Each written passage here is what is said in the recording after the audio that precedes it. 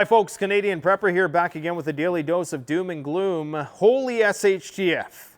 World War III is about to simultaneously break out on 4 fronts, as we've been predicting for some time. We're talking about Taiwan, South China Sea. We're talking about South and North Korea.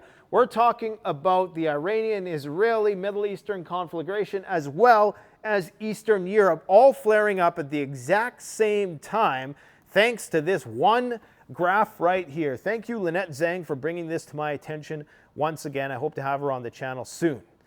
We're going to explain how this graph, the macroeconomic, relates to the geopolitical. You need to understand that these 3 graphs, United States military bases, the 4 wars going on right now, and this one graph of federal debt held by foreign and international investors, that is U.S. Treasuries, U.S. dollars, how it all relates. We're going to talk about that and more today. Oh, Mad Vlad apparently to launch a preemptive strike in just a few weeks, according to the very esteemed, non-tabloid at all, news agency called The Sun. Probably bullshit. But we're going to talk about what really is about to transpire. Now, this graph. So this is all the money, all the U.S. dollars that are out there in circulation by foreign investors who aren't spending it, they're holding on to it. Because if they spent it, if they went and cashed in their chips, you're talking about hyperinflation, the likes of which the world has never possibly seen. It would make the Weimar Republic seem like a joke. Now, as we can see here, in the 70s, barely had any foreign investors holding our debt. And we come up here to the 2000 dot-com bubble. I believe that these things denote recessionary periods. Okay, so we had the dot-com bubble and traded sideways a little bit, coming up to the great quantitative easing that happened. And sure enough, the amount of dollars in the system exploded. Modern monetary theory had its heyday. But now, lately, look at this. It's been trading sideways a little bit. That's kind of scary, isn't it, if you are the global financiers? And then, as you can see here, coming up through COVID, brief COVID fake recession there. And now, of course, we're in the real recession. Of course, we're never going to call it anything because we're living in the age of denial. They're going to deny, deny, deny. Understand this. They will deny until your hair is falling out and you're getting acute radiation sickness. They'll deny anything bad is going to happen. But look at this. Lynette talked about this. We got to talk about this. This is crazy. This is everything you need to know right here. It's all you need to know. Just know this and then go to bed. Look at this peak. Q4 2021, we got 7.75 trillion approximately in money out there circulating. Okay? And there's just so many dots I could connect right now, but we're just going to try to keep it simple.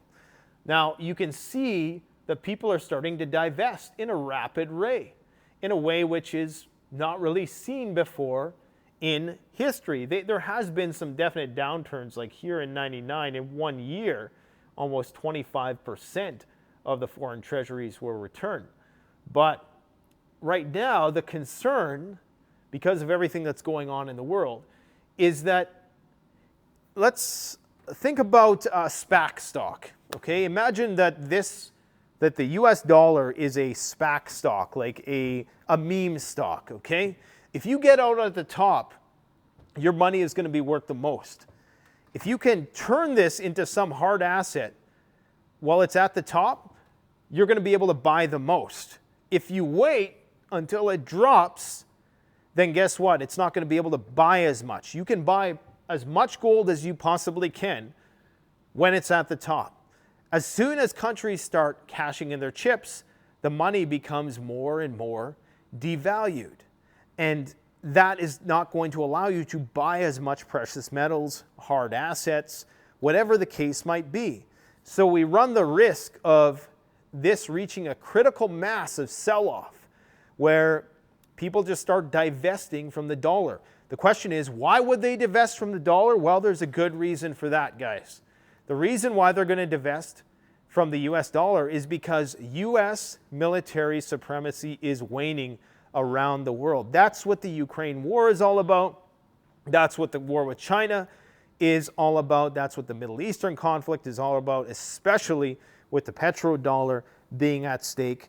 This is what the whole system is built around. It's all about the global financial system.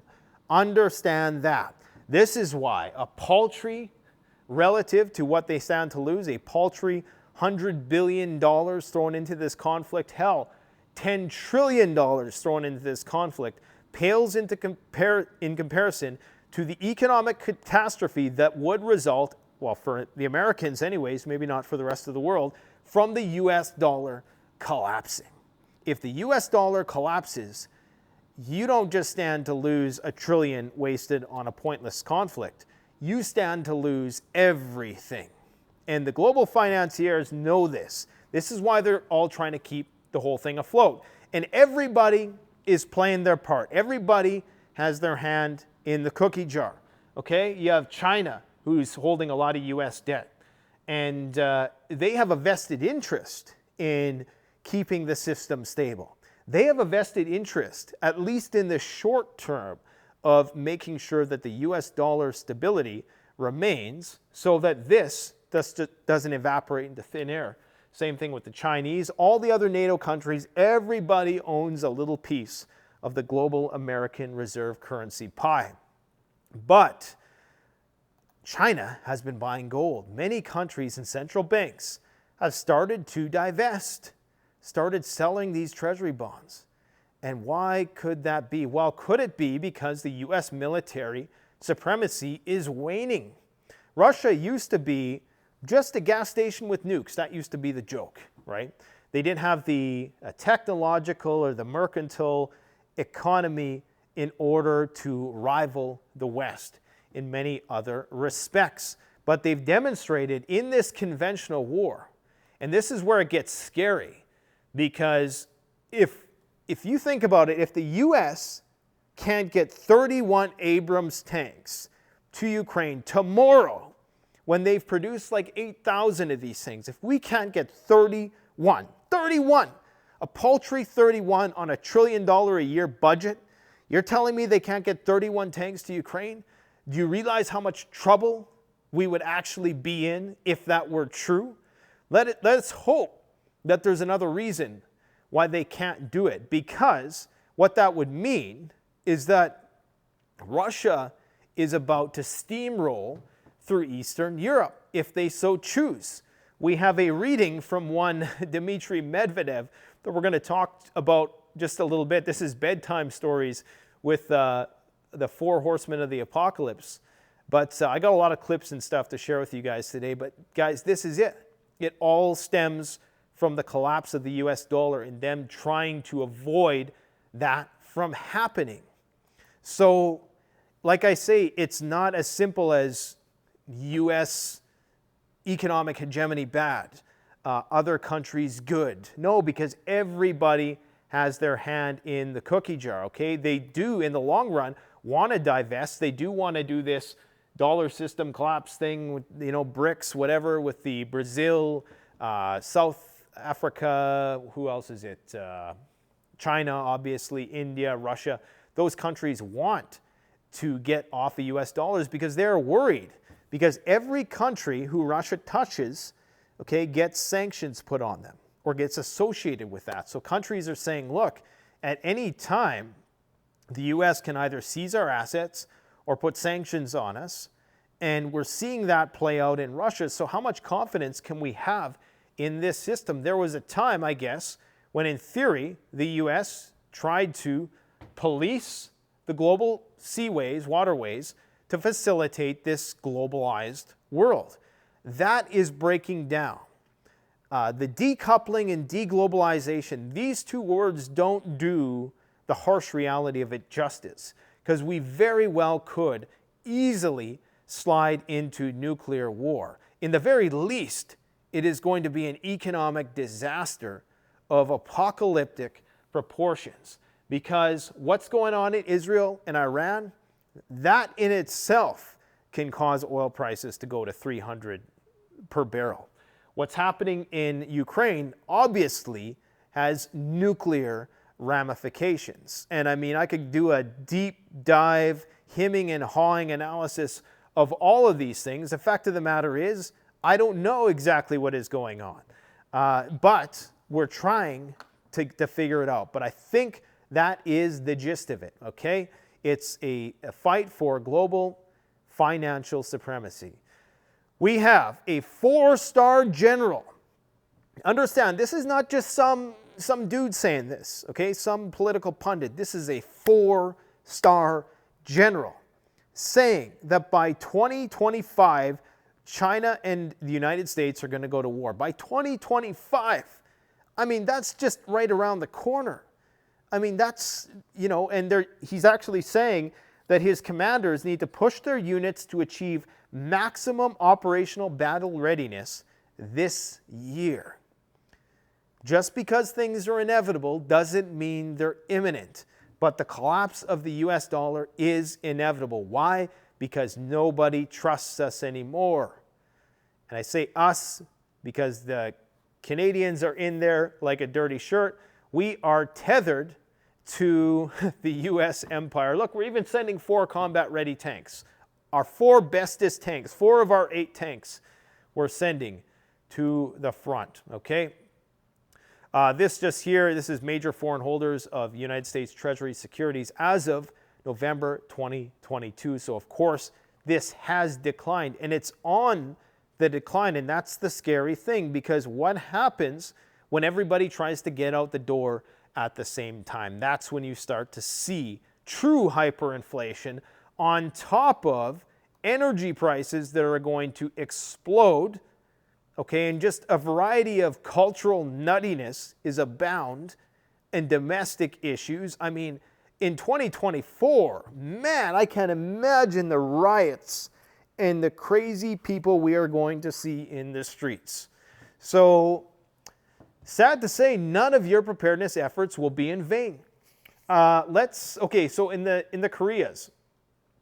In the Koreas right now, the United States is doing joint military exercises with the South Koreans, the biggest they've ever done.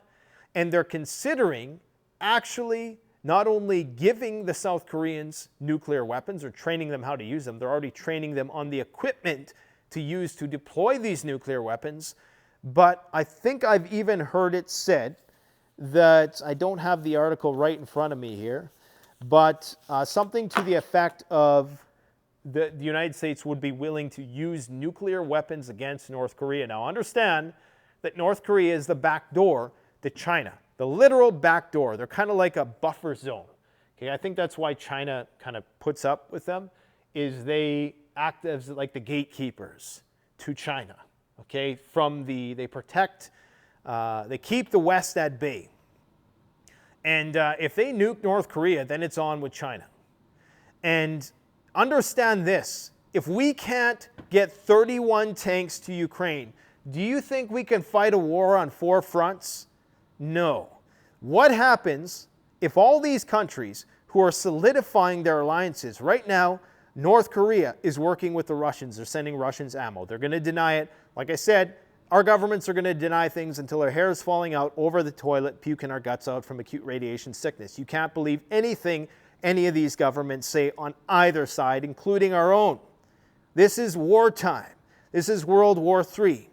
We have the North Koreans working with the Russians sending Su-35 fighter jets to the Iranians sending drones to the Russians. Now you got Israeli Mossad agents behind enemy lines sending these quadricopter drones to attack the manufacturing facilities in Iran where they're building the drones that they're sending to Russia. Do you see the dividing lines being drawn? Clear as day. Even Zelensky came out with a tweet. What did he say? He said, "We warned you," to the Ukrainians after those explosions. Now, of course, the Iranians deny that any of these bombs were successfully hit their targets, and of course, they took them out with their superior air defense and blah, blah, blah, blah, blah. We're never going to be told the truth about any of that. That's what's so scary right now. The more technology and information and radio waves out there sending out information, the less we actually know. And that is absolutely terrifying, because I can only imagine what it's going to be like when we throw AI into all this and you don't even know if I'm an actual person, because the technology is going to be there. Never mind deep fakes. We're talking about creating people, whole identities from scratch. Anyways, too many tangents. So the Israelis have said, and the Israelis and the Americans are doing some of the biggest joint military exercises ever. Of course, the Israelis have nuclear weapons. They deny that they have those nuclear weapons. Regardless, they're one of the biggest allies of the United States. If anybody ever messed with Israel, they get nuked. And some people suspect that the Iranians already have nukes. The Iranians have their nuclear facilities in these deep underground bunkers, which can only be accessed by bunker-busting bombs, which the Americans have not gifted yet to the Israelis. The concern is they're going to use those on the Iranians. The Iranians are going to respond, and it's going to be a tit-for-tat escalation. They close the Strait of Hormuz right here, and there's no more parties in Dubai, okay? And that is going to cause the price of oil to skyrocket. Remember, we've depleted half of our strategic oil reserve. People have been saying, oh, Biden, look what he did. He's drained all the oil. Guys, as much as trust me, I have my criticisms of Biden and Trudeau alike. But what you need to understand, and maybe this is going to be a contested issue, if Biden did not release oil from the strategic oil reserves, the price right now would be cataclysmic. Okay, there would be riots in the streets. There would be witch hunts. The cities would have been burnt down because the price would have went through the roof. People will say, well, no, you got to save that for wartime. Well, I mean, when does the war start? And at what point is you avoiding depleting it causing the war itself? Now, again, I'm just saying you got to look at both perspectives here. You can't just say, oh, Biden bad because he's using the oil. Maybe, and I think their thinking is that they would get these contracts to buy the oil back to refill the strategic oil reserve at a lower rate. But I don't think that's going to happen, especially now with war potentially breaking out. So the U.S. has to be careful with how they play this Iranian nuclear thing. Because, and especially now with the Saudis saying that, hey, we're going to trade in dollars other than the petrodollar, that in itself is going to put a lot of downward pressure on the US dollar. So that, of course, reduces its purchasing power. And that's when people back at home realize what hyperinflation is all about. You got Turkey. I didn't even highlight Turkey. Turkey is a fence sitter if I ever seen one. They're planning on doing some pipeline stuff with the Russians. So I think Turkey right now is just playing both sides of the fence. They have a very, very strategic position. They're the crossroads, really, between Europe and the Middle East and Russia. They're just this critical linchpin.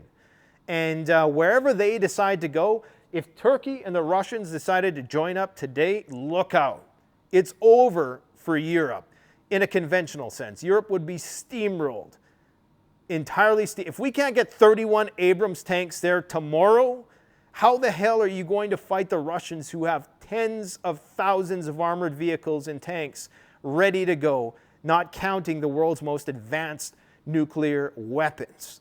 So we're in a lot of trouble, guys. People don't realize. Right now, it's all good. You go outside, you go to Walmart, the shelves are still full, blah, blah, blah. But understand that when the critical mass begins, when the stampede starts, that's all it takes is just one spooked animal to trigger the stampede. And then it's terminal velocity all the way down. All right? So anyways, how much time? Holy smokes, I've been talking for 20 minutes already. Guys, look, I got to say this. Somebody reached out to us the other day, and apparently they were scammed out of a couple $100 because of these stupid spam comments that are only going to get worse. They keep changing their names. I've probably banned thousands of these accounts. I cannot police the entire comment section. I don't want to have to turn the comments off because people are getting scammed. Do not, I will never ask you for money on here. The only way I will ever ask you for support on this channel is by supporting yourself by gearing up at CanadianPreparedness.com, where we provide the best gear that you're going to need when the shizzy actually gets bad. Buying gold is great, buying precious metals is great, but you're going to actually need the gear that is going to last a lifetime, not the rebranded generic crap from AliExpress. Only the good stuff is what you're going to find at Canadian Preparedness. That's the only way I'll ever ask you to support this channel. And of course, liking, commenting, subscribing. But guys, if you see these fake comments down below and you see people engaging with these bots or these people who are real people on the other end scamming people out of money, and they're bots, but then they get a signal when somebody responds to the comment and then the actual person engages with them, make sure you tell that person that it's a scam, because I can't cover all the bases. I pull one of these like gray hairs, 3 or 4 come back, all right? So do not fall for that scam. Another great way you can support this channel is by just watching our blue strip content. This is our perennial actionable information. We release about 2 videos like this a week. And as you can see, these videos are not seen by many people. This video right here probably was like a 50 to 100 man-hour video when all was said and done. And unfortunately, YouTube right now, I don't know if we're just in the bad books of the algorithm, but they don't appear to be sharing this type of content. You'll notice that our videos seldom get over that 200,000 glass ceiling. I'm not sure why that is, because when we go on TikTok and we upload a similar video, we're getting 650,000 views on a video that we upload to YouTube that only gets 30,000 views. Now, I've given 9 years of my life to this platform. I love the platform. I love YouTube. I understand why they do the things they do. But come on, this is clearly proof that people are, that the videos are speaking to a very large audience, which is what we try to do with a lot of the content we make. A lot of that blue strip content, this stuff, me talking to the camera like this, daily doom and gloom, that's just for the hardcore preppers, okay? But we make these other videos for people who are perhaps new, and we make them easy to digest and understandable, but they are not promoted at all by the algorithm. Even though we know when they are, boy, does our subscriber count skyrocket. And maybe somebody's a little concerned about that. I don't know. You guys tell me what you think about that. We have Russia and Iran combining their banking systems to get around SWIFT. So not only are they forming military alliances, they are forming financial alliances. Russia and China are Iran's biggest traders. Iran has the oil, so does Russia, of course, but Iran has a lot of other resources, and of course they're integral to influence in the Middle East. They have their tentacles in a lot of different countries. So yes, a strong alliance, and this is what I think a lot of people don't get. I have to reiterate this point. The reason why Russia, a country of only 140 million, can steamroll Europe, which is probably what, like almost 1 billion people, plus the United States. The reason why is because every single country is not willing to give everything. The only countries that are willing to give everything are the ones right on the front lines, like Poland, Lithuania, Latvia, Estonia. These countries understand what's at stake. That's why they're giving every single thing they can to the Ukrainians. Now, whether you believe the ideology of the history and what's going on with the NIZI and what, Russia's accusations of Ukrainian nationalism and how that relates to NATO and US global hegemony, regardless, you need to understand this, is that the reason why a country like Germany, for instance, in World War II, a country of a population of what was it then, 60 million, could take over such a large territory is because 150 million people with one purpose can easily steamroll through 1.5 billion, 10x population, who are scattered in their person and aren't entirely committed. Everybody thinks, oh, NATO, like we got everything. We got this massive GDP. We got all these different types of weapons. Well, yeah, that's the problem. That's the problem. Russia has the homogeneity in their military. They have the homogeneity of their culture. And that's why it's such a great concern. That's why everybody's panicking. We can't even get 31 frickin' tanks. I don't know if I believe that entirely, to be brutally honest. I think that might be the Americans actually feigning weakness, trying to see what they can get away with without, tiptoeing around these red lines. So a lot of Republicans are saying, oh, we're overstretched. Man, if we're overstretched on a $1 trillion budget with all of these frickin' aircraft carriers floating all over the planet, and you can't send 31 tanks to what may be the most pivotal war in our history, then something's clearly wrong there. Something's not right. So I'm not buying that. I'm not buying that Breitbart line of thinking. I know a lot of people who are informed and who I agree with about other things believe that, but I don't buy it one bit. There's something else going on there. Now here, the Four Horsemen of the Apocalypse himself, Dmitry Medvedev, is reading some excerpt from some historical Russian literature about how Poland is going to be destroyed, or something to that effect. Let's just, I guess you don't need to hear it because it's just translation, so let's just read it. That way we minimize the risk of any sort of copyright infringement.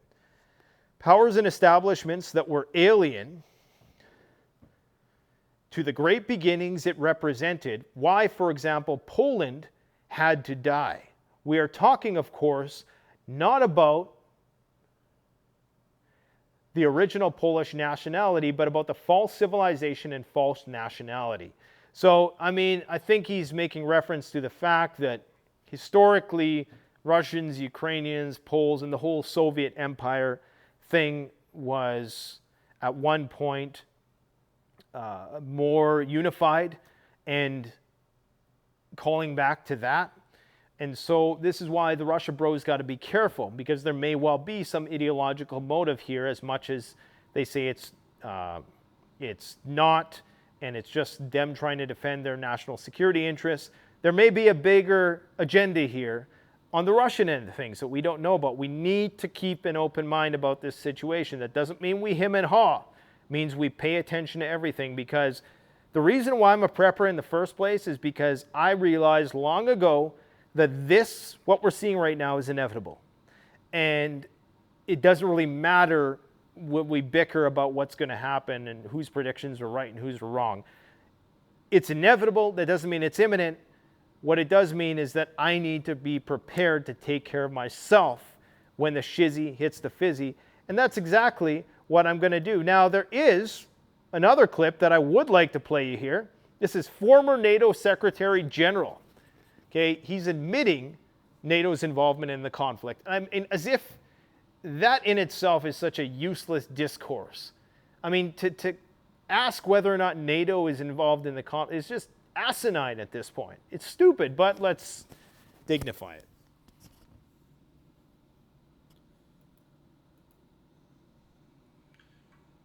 Will we consider individual NATO allies as part of the war? Yes, in a way, yes. In a way. We shouldn't hide that. Because according to Article You ain't hiding it. 51 in the UN Charter, every country that is attacked has the right to defend itself, of course. But it also has the right to request assistance from allies to help it counter that attack. And that's exactly what the Ukrainian government has done. I would say then we're very selective in terms of who we apply that rule to, or who we come to the assistance of. Anyways, guys, the Green Party German leader, the leader of the German Green Party, came out the other day. We played that clip for you several days ago where she basically admitted that NATO was at war with Russia. The Russians don't need these things to validate the idea that they're at war with NATO. It's stupid at this point. And I truly think that this Ukraine is a trial run for how they are going to deal with the population here when the war eventually comes. Because they're just trying to keep all the balls in the air. until the whole thing collapses. They know it's eventually going to collapse. With deglobalization, they know that the US dollar is going to lose 90% of its purchasing power in a very short period of time. It's going to be like the British pound was, where it doesn't go away entirely, but it's going to be a complete build back from scratch type scenario. You have the WEF, the World Economic Forum, saying with almost like a very, very high likelihood of certainty that we are going to see a catastrophic, those are the words they used, catastrophic cyber attack in the next 2 years. In the next 2 years, you have the 4-star general of the US military saying that we're going to go to war with China by 2025. The doomsday clock is off the charts. You know, I mean, we're at the highest risk of nuclear war ever. And now you have this massive culture war being raged that it's almost like they're feeding. It's almost like they're doing it on purpose. Like, it's like they're injecting the woke stuff now to make people anti-woke, to get that conversation going. Not conversation, it's not a conversation. It's a poo-flinging contest. That's all it ever amounts to. And so if you're a culture warrior channel, you're about to do really well in the coming 2 years as the collapse ensues. Russia is preparing a major offensive right now. Oh, there's other things. Let's go back to our map. Things that I forgot to talk about. Yes, the U.S. is accusing Russia of violating the New START nuclear treaty. Now, let me tell you why the New START treaty I think is bullshit anyways. I can say bullshit because it's this far into the video now. You can't do it for the first 8 seconds. I think we're well past that. The New START treaty is this idea that you have to limit the amount of nuclear weapons you have in your arsenal. Well, it's not about the amount of nuclear weapons. It's not about the quantity now, because the quality, the targeting systems, the deployment systems are getting so precise, and you can still do what the Russians are doing and build nuclear torpedoes, right? These giant Poseidon torpedoes, 100 megaton nukes. You can still build those as long as it's one. You know, I don't know if there's yield controls or whatever. You have the Sarmat, so you can still enhance the deployment system. You have the Skyfall system, a nuclear-powered nuclear missile that flies around constantly. Satellite technology. So, you know, EMP. So the New START in itself is purely symbolic, and I don't really think it's relevant at all, because we don't need 10,000 nukes. Now we can do the same damage with 2,000, and it's more surgical, meaning that there's an actual greater likelihood that there might be something to emerge from afterwards, barring all the nuclear power plants in meltdown or with their spent fuel rods not being cooled, and of course radiating everything. We have, this is interesting to me, U.S. nuclear subdocks shut down over seismic concerns. Now this is in Seattle. There is, or in and around a Seattle port, so I can't really zoom in. I can zoom in, but I don't have the, it's a huge dock, but they're shutting it down over concerns. I think there's like a 37% chance that there's going to be a major earthquake here in 50 years. And at this point in time, them decommissioning this submarine dock is very, very suspicious in light of everything that's going on. You know, the Russians with warships, with the Zircon missiles hovering around the U.S. coast, all of their nuclear submarines that they're unveiling, being sent out to sea. And something is very concerning about this. You have, you know, all of the fires that have been happening on the UK's nuclear submarines. Things are going on, James Bond stuff behind the scenes that me or you have no idea about. You can bet that there's a spy war going on. And I think that there's more to this story than we're saying, because the timing is everything, okay? I don't think you'd be doing that. And the thing is that if there was some movement of missiles or nukes or deployment, you'd want to mask it as being some kind of exercise. You would want to mask it as the decommissioning of a dock. And, well, we're just moving our stuff over here, are you? Or are you sending everything out to sea because you think the DEFCON level has increased? So we just don't know. So all of these military exercises, I mean, we're talking about the biggest joint exercises between Israel and the United States ever that are training to take out Iran's nuclear facilities. Iran, who's won, they're preparing militarily for one purpose, and that is to wipe Israel off the map, although I don't think that's entirely true because, of course, there's many Palestinians there and they have an affinity with the Palestinians. Anyways, you have the Taiwan situation getting wildly out of control. There's more and more diplomats going there from NATO countries.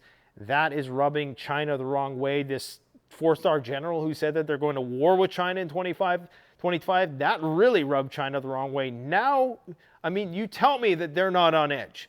You tell me that they're not going to be buying even more gold and divesting more and more from the US dollar after hearing something like that. What else do we got to talk about?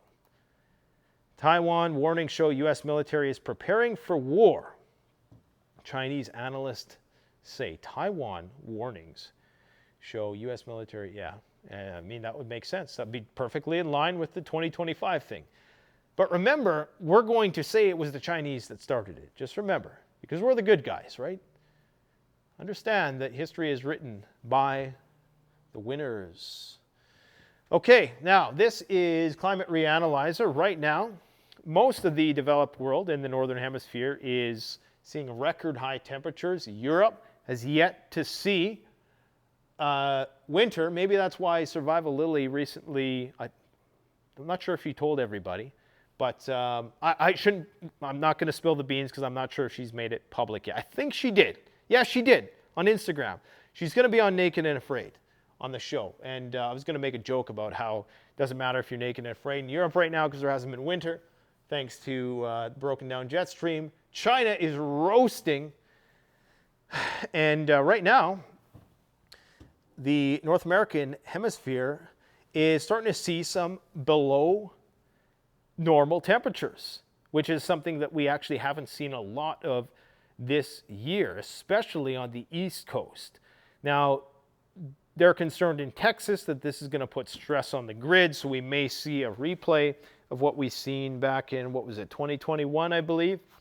We may well see a replay, although from what I hear, the temperatures, this is going to be about a week long, and then it's going to go back to above average temperatures very, very quickly. I think that's about all I got to say today, guys. And once again, if you do see somebody interacting with one of these bots in the comments section, give them a slap upside the head and say, hey, that's a bot. Welcome to the internet. You got to be vigilant on here as well. Please go check out Nuclear World War III Survival Bug Out Bag Gear. How's that for an algorithmic title, guys? 124K views, come on. Come on. I know the audio was a little subpar in that video because my microphone wasn't turned on, but I mean, that's, in my opinion, that's one of the best videos we've ever made. So, you know, go check it out. I'm sure you'll find some good ideas. Check out our TikTok if you want. You might as well. It seems like the rest of the world is. As much as I accuse people of TikTok brain, and it's true, you can't fight the future, guys. You got to be a part of it. You got to become the future. Okay, so don't fear the future. You got to be a versatile prepper. You got to be willing, you know, to roll with the punches here.